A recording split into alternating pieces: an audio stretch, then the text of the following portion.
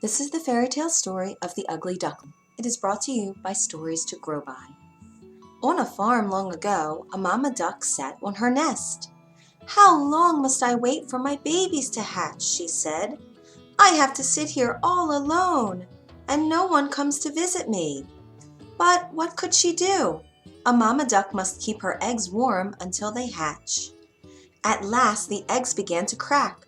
One by one, yellow ducklings stepped out of their shells. They shook their wings and said, "Quack, quack." "Look at all of you," said Mama Duck with joy. "You are all so cute." "Quack, quack," they said.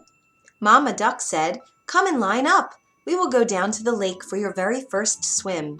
She counted 1, 2, 3, 4, 5. "Oh dear," she said, "I should have 6 ducklings." But one large egg was still in the nest. "Well," said Mama Duck, "it looks like that big egg will take more time." So she had to go and sit on her nest again and wait some more. The next day, the big egg started to hatch. Out came a baby boy bird. But if one may say so, it was an odd-looking thing. This bird was much bigger than the others. He was not yellow at all. He was dark gray from his head to his feet, and he walked with a funny little wobble. One of the yellow ducklings pointed. "What is that? He cannot be one of us." "I have never seen such an ugly duckling," said another. "How can you say such a thing?" said Mama Duck in her stern voice.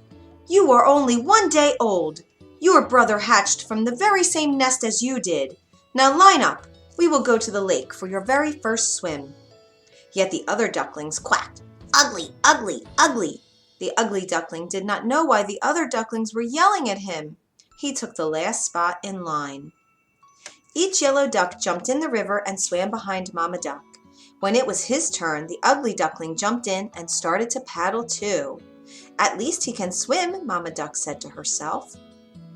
When they left the water and started to play, the ugly duckling tried to play with his brothers and sisters too.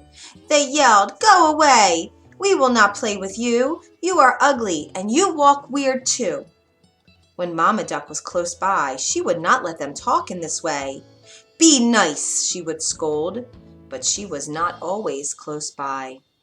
One day, one of the yellow ducklings said to the ugly duckling, "You know what? You would do us a big favor if you just went away from here." All of them started to quack, "Get out, get out, get out." "Why won't they let me stay here?" said the ugly duckling to himself. He hung his head down low. "Oh, they are right. I should go." That night the ugly duckling flew over the farmyard fence. He flew till he landed on the other side of the lake. There he met 2 grown-up ducks. "Can I please stay here for a while?" said the ugly duckling. "I have nowhere else to be." "What do we care?" said one of the ducks. "Just don't get in our way." Woof, woof.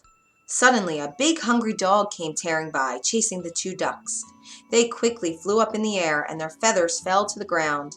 The poor ugly duckling froze in fear.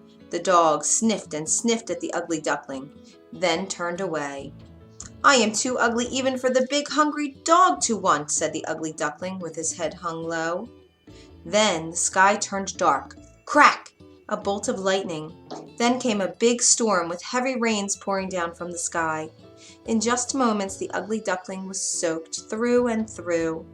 And then a cold wind started to blow. "Brrr," he said with both wings held close to his chest. "If only there was a place I could go and get dry." All at once a tiny light blinked far off in the woods. Could it be someone's hut? He flew to the door. "Quack!" said the ugly duckling. The door of the hut creaked open. "What is all this noise?" said an old woman, looking right and left. Her eyes were not that good. And then she looked down. "Ah, look at that! It's a duck!"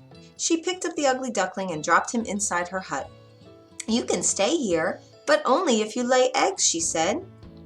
A tomcat and hen crept up to the ugly duckling.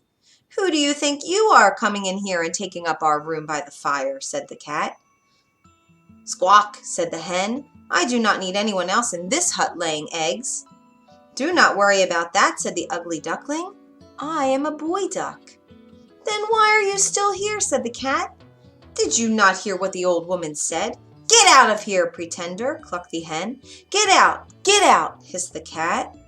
The door was still a bit open, so our poor ugly duckling slipped out the door and back into the storm.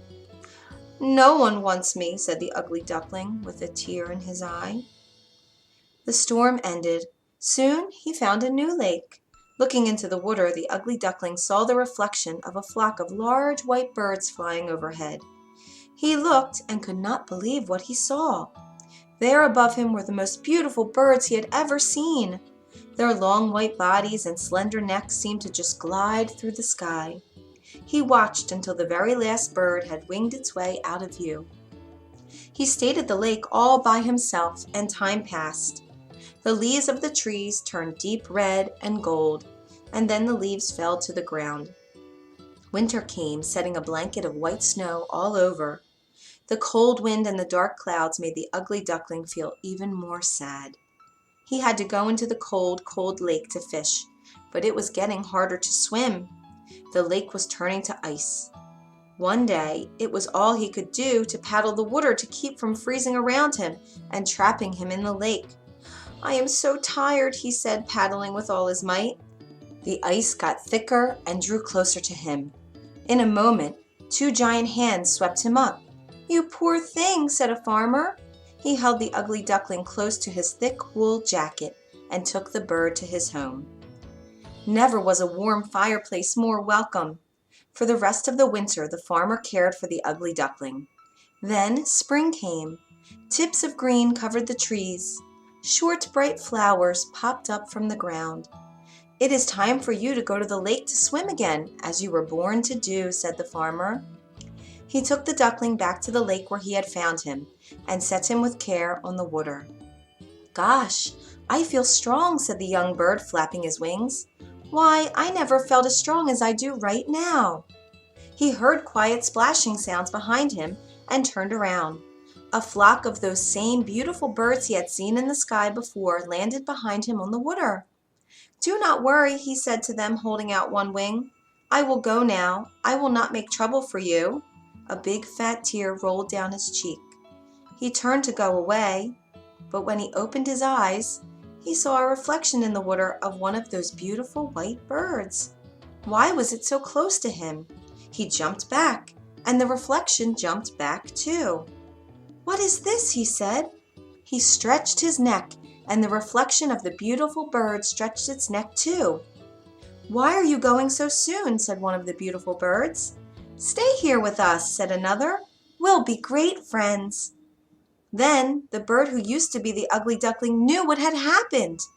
He was no longer an ugly gray bird that wobbled when it walked. At one moment, all the swans flapped their wings and took off into the sky. "Come with us," one called back. "Take the lead." So he flapped his wings fast and took his place in front of the whole flock. All his new friends flapped their wings behind him. "Say," he said, gliding and dipping through the sky as he sped on, "who's an ugly duckling now? Surely not I." The end. If you enjoyed this tale, you can find more at storiestogrowby.org.